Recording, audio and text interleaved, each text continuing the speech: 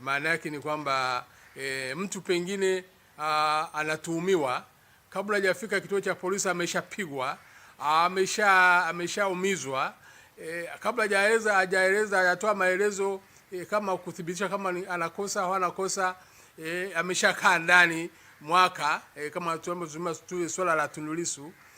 Tumeona kwa swala la Tundu Lissu, japokuwa kesi la wanadai inaendelea, lakini tumeona mpaka sasa hivi imepita mwaka na zaidi, kwanza mwezi Aprili mwaka jana, mahakama Kisutu pale, mahakama kuu, hatujaona ushahidi wote ambao serikali imeupeleka Lissu ameuchukua, umekuwa kwake.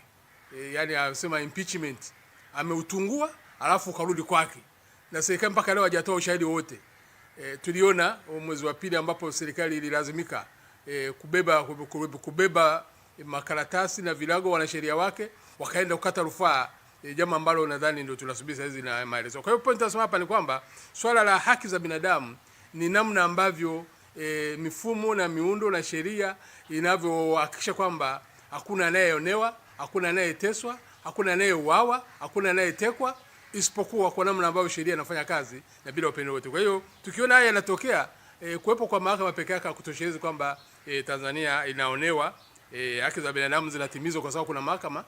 Kikubwa ni kwamba tumeona ripoti ya Chande kwa mfano inasema zaidi ya watu 500, kwa mujibu wa ripoti ya Chande aliyozungumza wakati ule, zaidi ya watu 500 wakatekwa kwa ripoti ile alizozungumza. Nadhani 578 kitu kama sikosei. Akasema wametekwa, na kati hao 500 wameuawa. Yes.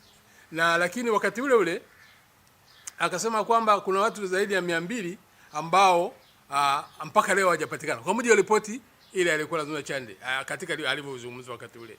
Sasa unajiuliza, mtu anachukuliwa, anapotezwa, ajulikani mzima, ajulikani kafa, polisi hawafanyi kazi yoyote kuchunguza, wakichunguza walete taarifa. Sasa hizo uwezo kwamba kuna polisi, kuna mahakama, wakati watu wanateseka, wanateswa na wanawekwa ndani na bila kufikishwa mfumo rasmi wa mahakama ambao washewaki ambao unaweza kutoa maamuzi. Kwa hiyo hiyo ndio maana tunasema, kwa hiyo hoja ya serikali au hoja ya waziri mkuu si sahihi kwa maana mengine. Hii swala la rasilimali pengine niongeze kidogo kwa walikozungumza wenzangu. Haya mambo ni mambo ya kisera, ni mambo ya sheria, ni mambo ya maandalizi sahihi. Na swala la kwa mfano rasilimali madini tumelijadili sisi kwenye jamii ya kiraia kuanzia mwaka 1997 ilivyoletwa sera ya madini. Na hapo ukirudi nyuma mwaka 1975 Mwalimu Nyerere aliweka sera ya kuhakikisha kwamba madini makampuni makubwa hayana sababu ya kuchimba madini, maandalizi yafanyike ili makampuni makubwa kama yatakuwepo yatokane na Watanzania ambao wamejifunza, wajua namna ya kufanya biashara na kuchimba madini. Mwaka 97 serikali ikafuta hiyo sera, ikaleta sera nyingine. Alafu sera iliyokuja mwaka 97 ikagawa miradi yote, ikagawa madini yote kwa wageni, ikagenisha kwa maana mengine. Na mpaka leo mmefanyika mabadiliko kidogo mwaka 2010 na mabadiliko mengine 2017. Lakini tumeona juzi hapa kwa mfano mikataba ipo, lakini mikataba ile iliyopo sasa hivi inasema kwamba mwekezaji wa madini akipewa mkataba wanaita MDAs, Mining Development Agreements, ule mkataba unamwezesha huyo mchimba madini anaendeleza madini mgodi kumiliki yale madini yachimba pale, na hiyo migodi inasimamiwa na serikali.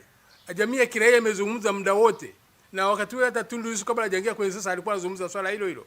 Kwa nini tunagawa madini yetu, tunawapa makampuni wanaokuja hapa?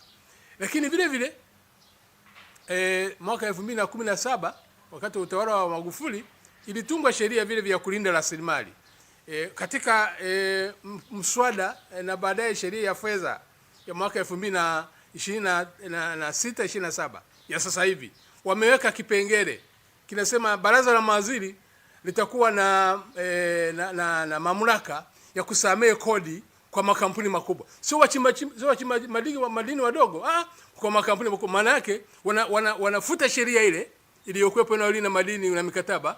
Baraza la mawaziri kwa maslahi yao bila shaka watakuwa na uwezo wa kuamua kwamba huyu kampuni fulani tuisamee kulipa kodi. Kwa katika mazingira haya uone hoja ya msingi ya kwamba serikali kusema kwamba inalinda rasilimali zisichukuliwe na mabeberu hasa madini ni hoja sahihi. Si hoja sahihi, nadhani ni mambo ya kusema sema tu.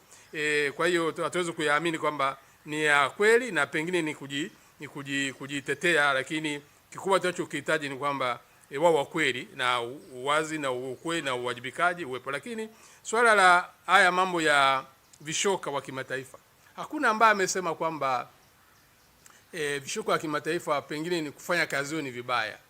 Lakini kwa nini unahangaika kushughulikia swala ambao liko hapa nchini lishughulikiwe na watu ambao hawajui kinachoendelea hapa Tanzania? Na kwa nini walipe? Kwa mfano serikali na watawala kwa maana mengine wangetambua umuhimu kwa mfano wa wazee, umuhimu wa viongozi wa dini, umuhimu wa watu ambao wanaheshimika, waandishi wa habari wanaheshimika, umuhimu wa jamii ya kiraia na viongozi wake, alafu pengine ikaweka utaratibu hata wa kisheria kupata watu ambao wanaaminika kwamba ni wakweli. Mbona tunamsema mzee Warioba kwa mfano? Ni mtu wa CCM lakini watu wanamwamini. Kwa mfano kwa nini watu wanawaamini kama viongozi wa Katoliki? Kwa hiyo vitu kama hivyo, watu kama hao, kama mfano Profesa Tibaijuka, kwa nini watu wanaona kwenye mitandao ya kijamii wanamsema kwamba anaweza akawa sehemu ya watu ambao wanaonekana wanaaminika? Kwa hiyo ndio sema hapa ni kwamba watu ukiwakusanya labda watu 10 kwa mfano, wakaleta utaratibu, ukapendekeza, ikaonekana kuna mgogoro wa kisheria, pengine serikali ikaandaa sheria haraka, wakaitisha bunge ikapitisha sheria hiyo, siamini kama utapenda kuwalipa, watalipa mchakato, utalipa hizo dola 3000 kwa mwaka haraka kwa kazi ambayo inahusu Watanzania na Watanzania wanaweza kaifanya tena hata bila malipo. Wapo kama sisi hapa kazi wanafanya hapa, hakuna anayetulipa, lakini tunapenda Tanzania. Kwa hiyo tausema hapa ni kwamba pengine serikali iache kujitetea, itambue kwamba Watanzania nchini ya Watanzania ni sisi, ni nchi yetu wenyewe, tunayo tukaitumikia, tuifanyie kazi, na swala la amani na usalama na utawala bora sio swala la serikali au watawala, ni swala la raia wote. Pengine wasiokuwa na taifa wapewe taarifa, wasiojua wajibu wajue wajibu wake ni upi, alafu tuweze kutatua tatizo hili. Kwa tukilitatua sisi wenyewe na tukahakikisha kwamba tunalimaliza, tunaweka utaratibu wa katiba, tunaweka vitu vingine pengine hata kabla katiba.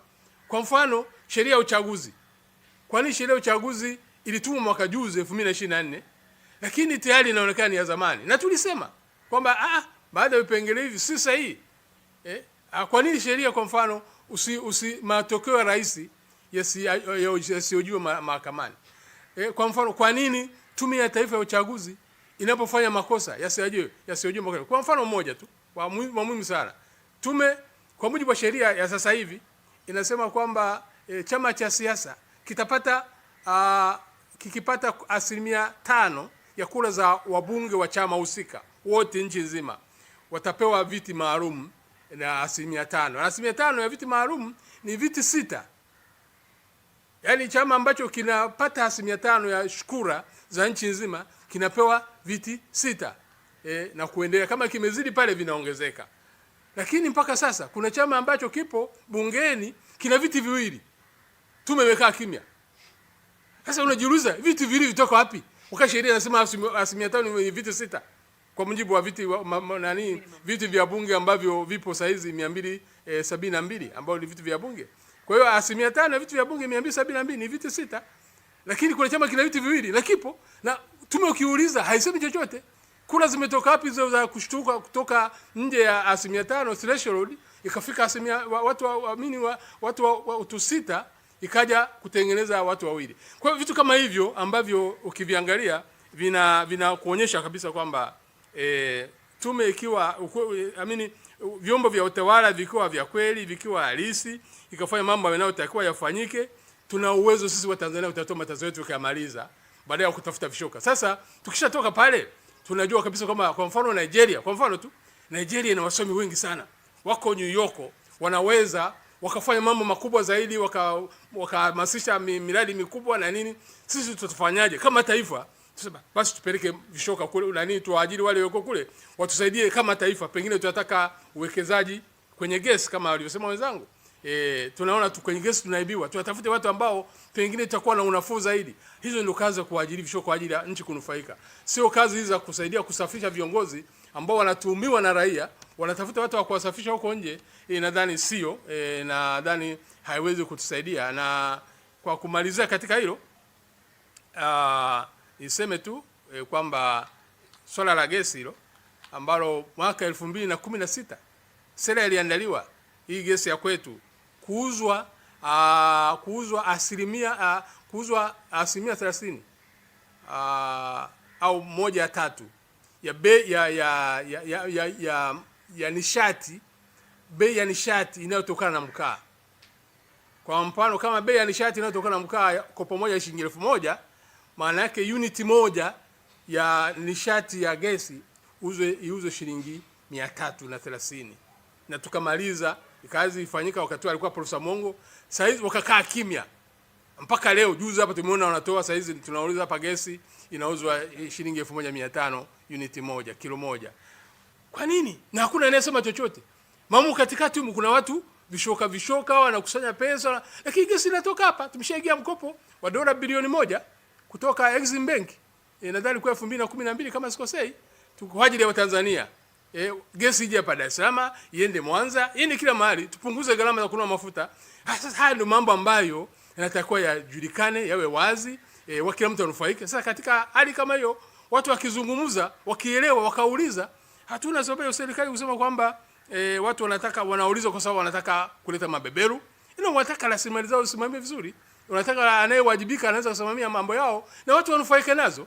Kwa hiyo nadhani pengine hiyo hoja za serikali ni sawa za kujitetea, lakini hazina mahali pa kushika. Ni hoja zao za kisasa. Kimsingi wakubaliane angalau mwanzo huu wa Jumuiya ya Madola, ni mwanzo huu, lakini watoke huko walikozoea, warudi katika muktadha wa raia kudhibiti nchi yao, washirikiane na raia na nchi itakwenda sana. Tunasoma sana wataalamu sana ambao wanaweza kushiriki wakasaidia Tanzania kutoka hapa ilipogota na kwenda mbele zaidi na kila mtu akanufaika. Asante sana.